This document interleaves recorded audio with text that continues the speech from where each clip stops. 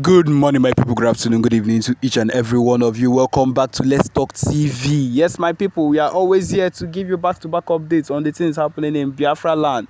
Yes, and that is what we are here for. If you are joining us for the first time, remember to subscribe and turn on your notifications too. Make it they be among the first set of people where they get our news anytime where we drop them. Where you just they shine your eye and they put your ears to the ground anytime where we begin post. Anytime where we post, you begin listening to our news. Maybe they get every bit of information anytime where we drop them. Okay, my people, as it dey hot. Say we go dey give am to you na hot. Tension don burst for here for Anambra State as Biafra Army don clash with Nigerian Army and a normal thing, and we know this particular thing go dey happen back to back. This clash started since last year and it has been taken serious by the Biafra Army. Whether these people are interested or not, they will be clashing with the Nigerian Army. I mean, the Nigerian Army will be clashed or will be crushed by the Biafra Army, and that is because the Biafra Army is not here to joke at all.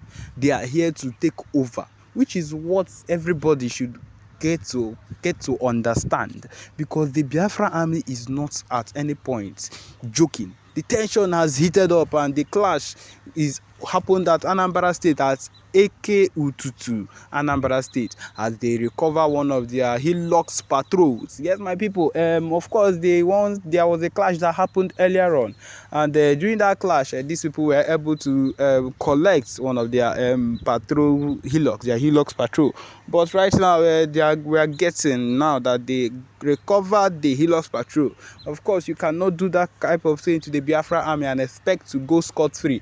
It is not possible. And what I'm trying to let you know at this point is that yes, that they have recovered the Hilux patrol, and the clash was a very heated gun battle, and of course it would have gone a whole lot of instance. It went a whole lot of ways to strengthen the faith people have in the Biafra movement, in the Biafra struggle, in Biafra referendum that we've been moving towards for. As we still look up to PM BRGIE, the PM Prime Minister of the Biafra government, Biafra Republic government in exile, as he keeps on going forward and doing the things that we expect him to do, nothing more, nothing less. He's one person that we respect so much, and because of he is the type of person that moves with words, actions with words at the same time. My people, it is what we expect from someone like him. Actions with words.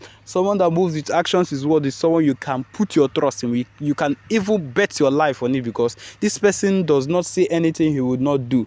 And that is the truth about the PM BRGIE. He does not say anything he will not do. And that is the fact of it all. He is an eku, yes. That is the fact of it all. And that is why the Biafra Army and the Biafra Liberation Army, whichever of them, even the ESN, have put their trust in him. And they have decided to follow the kind of ways, anything he decides and says, this is what should be happening, this is what should be done now, this is where we should be at this point. They actually listen and put it into consideration. That is what they do. And that is what is expected, because the unity we need, this is part of the unity we need at this point. Because I wonder why and wonder how we will be in our own states and we will not have unity. That is one thing that these northern men have against us, unity. That is how they were able to carry this particular person, this particular president that has put this country into a declining situation and put him into that. It's not as if we did not know. The Igbos, we knew that this particular man entering this particular seat was going to cause a whole lot of trouble. But of course, we could not do anything about it. PM advised that there should be no election in Biafra land. Some people, Ekwechiranya and Biafra land, did election. Now, trouble has come and they're expecting the Igbo to also to come out to protest. Because, of course, they would say that we were among those that voted him in. But we are not protesting. We are not, because majority of the Igbo that are following up did not vote, because it is not what is expected.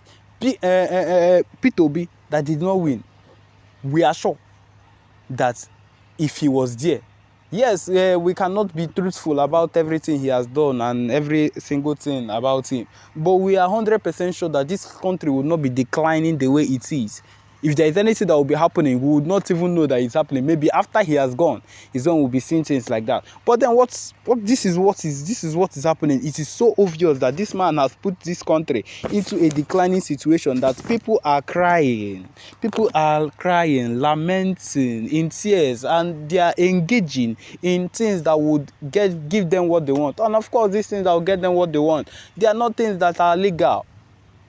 And each day they will wake up one day and say, hey, we are going to look for Yahoo boys. We are going to go and find all the Yahoo boys in this state. EFCC will wake up and pack boys, because of the fact that these boys have decided to do what they themselves in the government are doing, and they are not packed like that, because these people are young boys, and but you are defrauding your own citizens.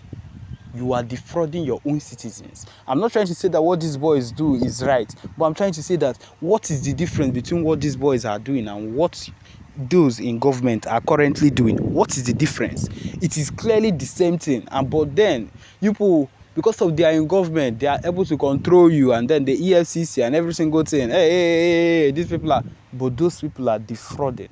Even as it is now, I am sure people in the government are still defrauding the citizens, as I'm telling you. There are people that the citizens are suffering, but I'm sure there are people that are gaining from it, people that are collecting all the money, packing all the money that are in the country. But of course, nobody would say anything about it, or would even know about it.